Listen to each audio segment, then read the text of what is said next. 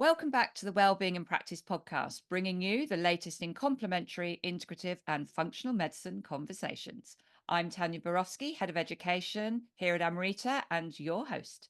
Today, I have with me Rachel Jessey, who is a nutritional therapist. She has also gone on to do a BSc in nutritional science, and she has taken a specialist interest in working with highly sensitive patients that encompasses long COVID, MCAS, histamine intolerance, and many, many more of the environmental triggers that make up a patient that walks through your door, or probably doesn't actually manage to walk through your door, that is just highly, highly sensitive. So you are in for a treat, because this lady knows how to mind map and unravel. Rachel, welcome to the podcast. Oh, Tanya, thank you so much for having me. You're Yes, welcome. absolute pleasure. You're So welcome. I'm excited for our conversation today and talking about mind maps. You noticed the one I had behind me. It was For those of you that are watching, yes, Rachel has, but for those of you that aren't, sorry, Rachel has got a wonderful whiteboard behind her with a mind map that I was immediately drawn to. Or, so yeah, we geeked out on that for about 20 minutes before I pressed record. So, Rachel, I obviously know you of old. We met doing our first nutritional therapy course together at CNM, but I would love for the listeners for you to just indulge us, if you may, on firstly your story of why you got into nutritional therapy, because it's a really interesting and personal background. yeah, and it's quite difficult for me to talk about because you're the second podcast I've been on where I've really opened up about this story, because it was something that yeah, it was very scary at the time, and it kind of Yeah. pulled together a lot of symptoms that were happening over a course of a very long time in my life, even kind of back to childhood. And, when you go through the process of kind of understanding what's going on and then specific diagnosis, for the way that I kind of dealt with that was to kind of say, right, I'm not going to identify with that. I don't want that to kind of come into my environment. And so I did everything in my power to, yeah, one, not identify with that, but to try as much as possible to support my health and to kind of, I guess, reverse that diagnosis and reverse what was happening to me. And that's kind of what led me into the field of nutrition, because the medical professional, although they were great at the diagnosis side of things, well, it turned out that they weren't, but they kind of Oh, put me in that box of diagnosis. And I was like, right, I need to kind of take this into my own hands, because what the medical professions had to offer me were long-term steroids and potentially, the progression of a potential disease presentation getting worse over time. So that's when I consulted with a naturopath. And at the time, my lifestyle wasn't particularly what you would consider healthy. I was, in my 20s and burning the candle at both ends. So she really put me on a path of understanding how the body works, how it detoxifies, how it absorbs nutrients, and just how to calm my nervous system. And so I started to implement some of the suggestions she made. She put me on certain herbal protocols, and the results were life-changing for me, wow. Tanya. Life-changing. And so then I went on this discovery journey, which ultimately ended up with me at the College of Naturopathic Medicine, and then continuing on with my education. So yeah, that's a very, very brief Of description of course. what Yeah. happened. Yeah. And so you were diagnosed with an autoimmune condition. I was diagnosed with an autoimmune condition. So I was having some quite worrying and troubling symptoms, which, again, when you think about what the end stage diagnosis, so there was kind of two diagnoses to Yep. this. So I ultimately got a diagnosis of multiple sclerosis, and that was due to me having symptoms such as losing the vision in one of my eyes. I was having facial paralysis. I was having kind of stroke-like symptoms. major anxiety, major panic attacks. But on top of that, I was having some very strange phenomena, such as kind of chest pains, and I would break out in hives, and these all kind of tracked back through my childhood, right? So, but Yeah, actually sure. ultimately all linked. So it was really when I lost the vision in my eye that the medical profession took me seriously, because I was diagnosed with migraine up to that point. And yeah, when I lost the vision in my eye, that was actually optic neuritis, which then got diagnosed as multiple sclerosis, because optic neuritis Yep. is kind of a leading one of the symptoms. And so at that point, I was given this diagnosis. I was absolutely beside myself at that point, but something in me said that that was not really what was going on. And that's when I consulted a naturopath. She found Lyme disease. She treated Lyme disease. And then I was pretty much symptom free and have had, the odd occasional flare um, since, but I've generally been really, really fine, and luckily really, really well. Yeah, I And mean, when you those sym- describe those symptoms, I mean, at 20, did you, I mean, at 20 Early 20s, yeah. to have the foresight to actually not accept the label is incredibly young to to dig that deep and to not accept the label and to look elsewhere. That's to have the foresight to do that Yeah. is incredible. And very and as you were speaking, I was sort of, which I'm sure you were smiling and as you were saying it, in terms of those symptoms, you and I are immediately mind mapping and sort of Completely. connecting dots and Yeah. sort of and Yeah.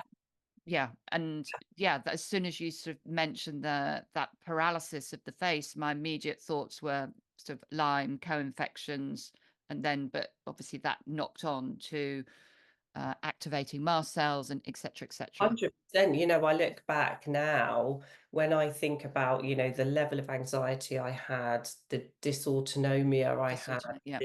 the hives, all of this. I didn't know that at the time, but since working in this space, I was like, oh my goodness, I had all of those things, all together. So really interesting, and kind of tracking back on that kind of innate intelligence, or that innate knowing. I've kind of known that all the way through my childhood as well. I've always believed that there's always a natural cure out there for anything possible. I've always kind of held that belief, and I suppose that's why I went back to that. Uh, Okay, yeah. that So there is another big time. life-changing event that happens, but I don't want to, I mean, because it is just profound, but I would, before we sort of lead into that, I think our listeners will find it really clinically helpful for if you could just help explain how you have developed as a practitioner in terms of your Mm, thinking yeah. from the sort of the foundational learning that we get at the colleges, the institutions that we initially train in our modality, but sort of how you have woven that intuition into really being able to how you weave that into sort of growing your knowledge and expanding your knowledge, how and what that looks like in terms of what your practice looks like because you work with these very complex clients, which a lot of our listeners I know feel complete overwhelm Mm, when they sort of come to the clinic. So yeah. mm. Um, so apologies if you heard my dog then. I No, we did love that. It's real life. We I love did it. have noise cancelling on, but my dog's dinner has just turned up on the doorstep, so she gets very excited. Ah, Apologies if she made an appearance just then. is it butternut? Uh, it's Wolfworthy. We do a Oh, mix of butternut and Wolfworthy, actually. there you go. Yeah, absolutely. So yes, my son will deal with the dog, so apologies. So yes, going back to that question. So I see our training that we had at College of Naturopathic Medicine in very much the same way as passing a driving test. So you have all of the kind of foundational knowledge, but you don't actually learn and develop and get your own niche until Yep. you actually get out into clinical practice. Now, I was really lucky because where I live, there was a very high profile nutritionist called Sally Child who worked at the Stubbington Natural Health Clinic, and she Forgot so about that. happened to retire just as I was coming into clinical practice. So I got in contact with her and basically took over her client base. So I was really lucky, and that literally threw me in right at the deep end. And luckily, I was working with the Stubbington Natural Health Clinic. And so there was a lot of very experienced practitioners there as well. So I had, I was very fortunate in the way that I kind of got initially set up. And one of my very first clients was a gentleman who came in and was on tons of medication, tons of things like opioids, painkillers. He was in a really, really bad way and poor gut health. And I just remember almost crying after he left my clinic. And I was thinking, what am I going to do with this person? And I just came back to basics, and it was like, right, okay, his diet is really poor. There's a lot of work that we can do there. And I actually got in contact with his GP and I said, look, I really think he would respond really well to acupuncture. Would you be happy with us collaborating and trying to get him off of these opioids and onto more natural painkillers? And he agreed. And so over the course of 6 months, we managed to get him off of all his pain medication. He was doing acupuncture at the clinic. We got his diet cleaned up. And that was with really simple interventions. So I was like, oh my goodness, That was a good win. that was a really, really good win. Obviously someone was looking over me at that point with this particular client, but it gave me the confidence and the realization that you just have to make the complex simple. It's taking that client and looking at what are the really simple things that you can look at. Now, we're nutritionists. We can deal with nutrition, we can deal with hydration, and we can deal with lifestyle interventions. And sometimes just getting someone getting up and looking at a sunrise, for instance, or looking at a sunset can be enough to kind of Sure. shift certain things going on with them biochemically. So with each new client that I then got, I learned a lot because I was having to research in depth with every single client that came through my door because of the level of complexity, plus, my own experiences with all of that. And so what I ended up finding was that certain interventions work with some people, certain interventions don't work with others. But what I learned very, very quickly is that you cannot get an off-the-shelf protocol and expect that to work within a population. And this became even more apparent when long COVID came in, because even I Right. had my own set of protocols that I would use to support someone's gut health, for instance, or to calm their mast cells. I had a great set of protocols and I was using, so COVID hit. Yeah. So that was the first pressure that came in, and everyone was reacting to all of the supplements and all of the interventions and all of the food. And it was like, oh my goodness. So that was another learning curve from my perspective. And then the vaccination came in, and that created another pressure in a certain subset of patients as well. So from there, I've ended up kind of niching in these clients who are on 5 foods. They can't take antihistamines, they can't take supplements, and they are very sensitive to light, sound, and heat changes. And that's the kind of client that I've ended up with. So I've had to learn and adapt with every kind of phase of my clinical practice as I've gone And through. you saw a catalyst change with that, with COVID. 100%. Yep. 100%. I don't know whether it is now because of the relationships that I've built with medical professionals. I just get these clients filtering through because of the complexity. But I certainly, before I built those relationships, I was definitely seeing reactions to probiotics where people have been tolerating, reaction to kind of, traditional kind of gut healing Yeah. modalities. We use antimicrobials, for instance, prebiotics, mast cell stabilizers that, I remember kind of looking, and I quickly did the functional medicine course on COVID when Yeah. they released that.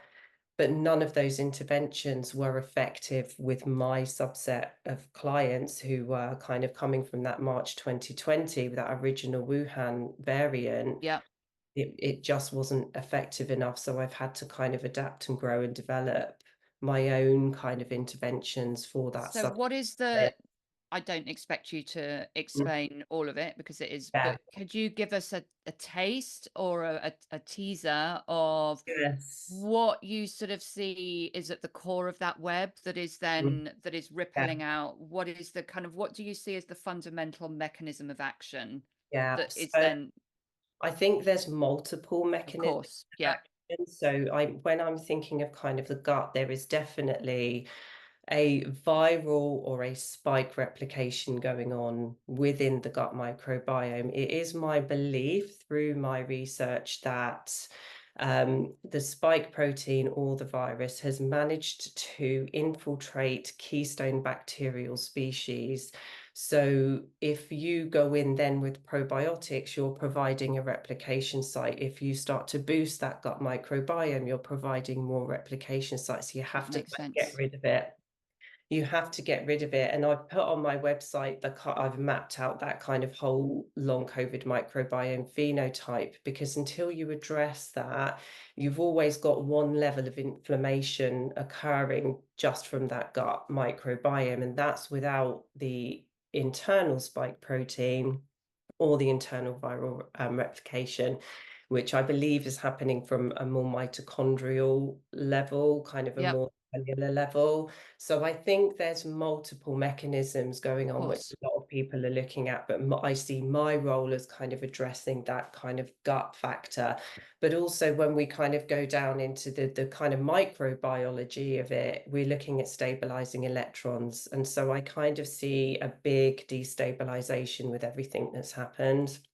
And so it's Mm, about getting the electrons stable, and you can do that using nature. You do that using grounding, using light, using things like structured water, or hydrogen water, for instance. So that I've been makes so much sense. Yeah. looking more into kind of those particular mechanisms. And I will say that if someone's coming to me and they are bedbound, they have completely cut off everything in nature that's going to heal them. So light, water, Yeah.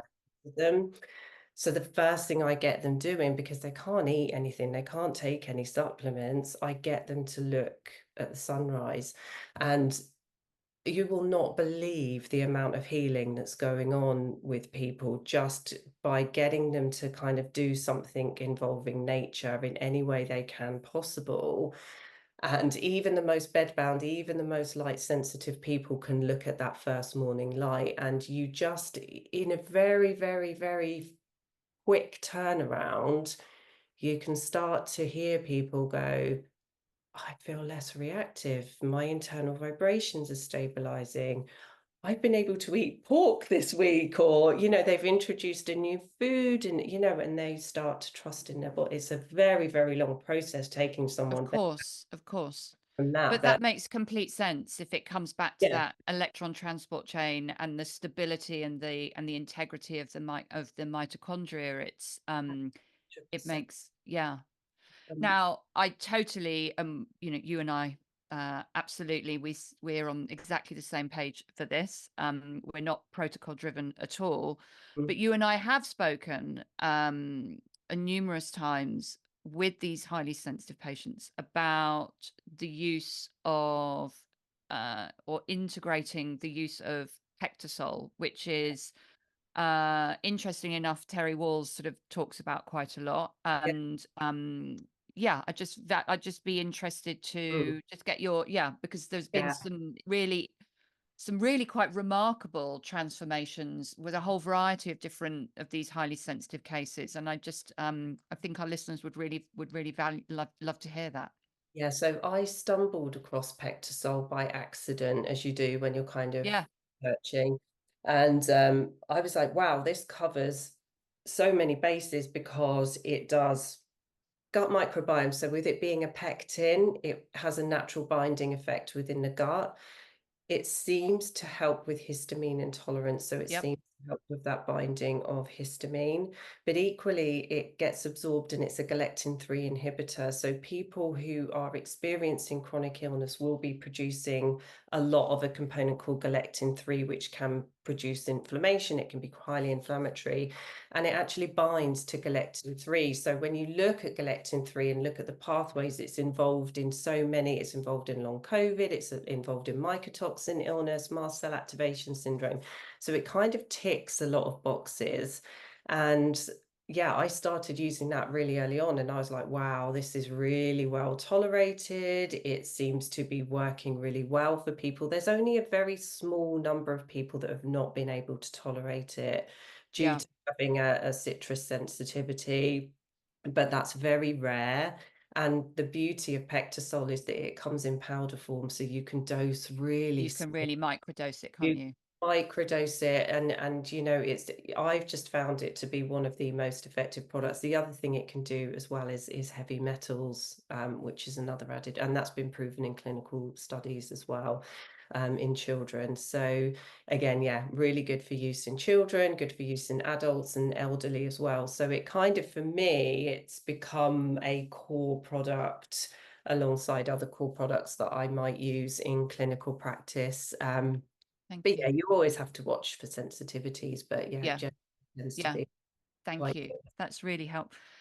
So then you've well, you haven't touched on it. You've been very clear that the nervous system is is sort of one is, if you like, one of the key foundational systems that weaves its sort of way through and across every other system, and supporting that and identifying that is is fundamental in these types of patients. Mm. So I think it's probably fair to say that, and you've put this on your website, that sort of you experienced yourself, which is probably why you've recognized the importance of it in 2019, just the most traumatic experience with your gorgeous boy, Xander, Yeah. which took you on sort of a whole other journey and level of depth that sort of has, as a family, brought you out the other side stronger, but also, has really has really bolstered your practice and given you a depth because of that. Yeah. Yeah. Could you talk through that sort of story, because it's really relevant to the work that we do, and the fact that you're willing to share it is just so powerful. Oh, thank you. So, yes, 2019, we went to Portugal, as we would go every year. And yeah, my son developed an illness. He became sick. And we were like, okay, well, we found a doctor and we took him to the doctor, and the doctor diagnosed him with pneumonia because he could hear fluid on his chest. And he said, you're not going to be able to fly home. I think we were flying home 3 or 4 or 5 days later. I can't remember the exact time. And so we were like, this is a nightmare. At the time, the insurance company didn't cover us. And so, yeah, it was all a little bit of a nightmare. But as time went on and as the days went on, he didn't get better with the antibiotics, and we were kind of sending him back to the doctor, and the doctor just kept saying, no, it's just pneumonia, just keep with the antibiotics. And at this point, we'd kind of contacted the guy that we knew, who we'd rented the accommodation from. We said, we've got to find somewhere else. He'd managed to get us into a new apartment. So we were in a brand new apartment with a really poorly child, not knowing when we would be able to get the okay to fly home. We were going back to the doctors every day. And then one particular night, and I can't remember, it's probably about 4 or 5 days after we'd our first appointment, Xander was really ill, and he was on the bed, and it was the morning. We'd just woken up and he started to hallucinate. He was seeing pirates, the bed was on the sea, and I was like, at this point I was like, he's dying, this is not normal, his body is poisoned by something. So we rushed him back to the doctor, and at that point I said, it's his appendix. I said, I think his appendix has burst, this kind of intuition. And the doctor's face just completely went white. You could tell he had really mucked up. But again, fortune on our side, he phoned up the hospital, got us in. We drove to the hospital. He was hooked up. And at that point, Tanya, he was so ill that they could only get a neonatal cannula into him because all his veins were collapsing. So he was so close, so close. So he was rushed into surgery, and luckily had an amazing surgeon who was really, really experienced. But, he came to us afterwards and was like, I've never seen so much fluid, so much pus in a person before. I think they drained off about 1.5 liters of fluid from his Oh, peritoneum. And he was in a really critical condition, so he was on life support, and we still at that point didn't know whether he was going to survive. So they were amazing. And the thing is, people say to me, oh my goodness, you were in a foreign country. And I honestly cannot fault the care that he had. When we talk about 24-hour care, they were literally by his bedside, just constantly monitoring, putting through antibiotics, doing this, that, and the other. Da, da, da. So yes, he had kind of stage 3 sepsis. Everything was shutting down. We didn't know what was going to happen at that point. So we were in hospital in Portugal for 2.5 weeks, and then we were flown back to the UK, and he then spent another 2 to 3 weeks, I think, in hospital over yeah. here. He got kind of transferred to Portsmouth. He then did get pneumonia. He then had empyema. So it was kind of like this catalogue of like all of these things. And so then we were ultimately transferred to Southampton. And luckily he didn't need another operation. And then he was discharged. But he was in such a poor state of health. And Yeah. he had lost all of his muscle mass. He looked awful. He had no energy. He was in a wheelchair when he came He home, was in wasn't a he? wheelchair when he came home. Yeah. And we've got a little video of him playing outside, and he was trying to kick a football, and he went to run, and he went, I can't run, I can't run. And, and he was just so depleted. He was anorexic, so he couldn't eat because of all the trauma he'd experienced in hospital. Oh, Um, and so he went from kind of my Xander to this boy who was highly traumatized. He developed agoraphobia, he developed fear of the weather. He closed his world around him because of fear. oh, yeah. And so I then obviously turned to my doctor to ask for help, and there was no help to be given. So again, I had to You had to dig deep, I find my remember. own Yeah. way. And so found out that there is this condition called post-sepsis syndrome, which Xander fitted into that category completely. So I just went through a stage of building back his gut microbiome. So this is when my whole research area into Yep. the sepsis microbiome came into play. So we started to build back his digestion. We started to build back his nutrition. You know, when you think about what's offered on the NHS to kind of rebuild people, and you look at the nutrition shakes, and you're just kind of like, what is that? Wow. Yeah. Yeah. So I was making my own nutrition shakes, researching gut microbiome. Ultimately, very, very long story short, after a lot of therapy as well, he is now thriving, absolutely So 100%. so that was 2019, wasn't it? Yeah. Yeah, Yeah. yeah. So we're a And good years. No, yeah. so it really has, I mean, just such everybody listening, we're just so grateful for you to share it. It's so emotional.